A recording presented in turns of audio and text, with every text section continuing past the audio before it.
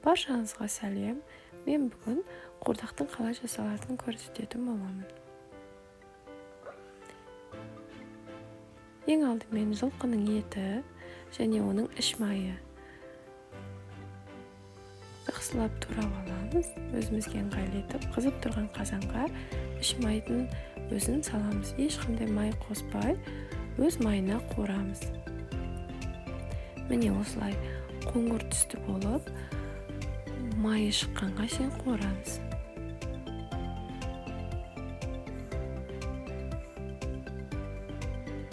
Сол аралықта пиязымызды ашып, пияз турап дайындап қоямыз. Бізге көп мөлшерде пияз керек, сонда өте дәмді, сулы болып шығады. Іш майымыз қуырылғаннан кейін үстіне етті салып, жақсылап 10-15 минут қуырамыз.